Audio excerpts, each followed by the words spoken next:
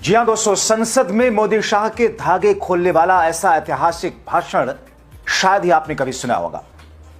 दोस्तों, आखिर संसद में ऐसा क्या हो गया था कि सांसद संजय सिंह को वो सब कुछ कहना पड़ा और तथ्यों के साथ, जिसके आधार पर मोदी, शाह, नड्डा, पूरा संघ बैकफुट पे चला गया।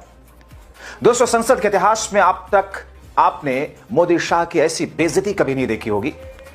आपने अब तक संसद में एक से एक भाषण सुने होंगे, एक से एक फायरी स्पीच सुनी होगी, मगर मोदी शाह और संघ को मुंह पर ऐसे तथ्यों के साथ शायद ही किसी ने शर्मसार किया होगा जितना सांसद संजय सिंह ने सुनाया। हैरानगी ये कि मोदी शाह का पूरा कुनबा चुपचाप सुनता रहा। संजय सिंह ने आरएसएस और जिन्ना के बीच के रिश्तों पर ऐसा तथ्य रखा जिसे खुद आरएसएस खारिज नहीं कर सकता चाहकर भी। जिन्ना का भी जिक्र कल दूसरे सदन में हुआ, प्रधानमंत्री जी ने जिक्र किया। जिन्ना के साथ आपके कितने गहरे और मधुर संबंध थे, क्या इस देश के लोगों को पता है? नहीं पता, मैं बताता हूं।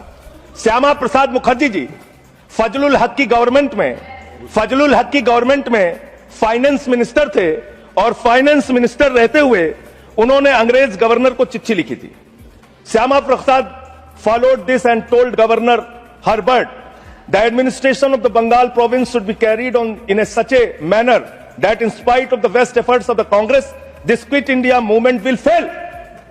ये चिट्ठी लिखी है। आपने भारत छोड़ो आंदोलन के खिलाफ आपके नेता, जनसंघ के पहले राष्ट्रीय अध्यक्ष और तत्कालीन गवर्नमेंट में जो वित्त मंत्री थे, उन्होंने चिट्ठी लिखी अंग्रेज गवर्नर को और कहा कि भारत छोड़ो आंदोलन, जो हिंदुस्तान के क्रांतिकारियों का आंदोलन था, जो देश की आजादी का आंदोलन था, वो आंदोलन कुचल देना चाहिए, खत्म कर देना चाहिए। ये है रिकॉर्डेड हिस्ट्री आपकी।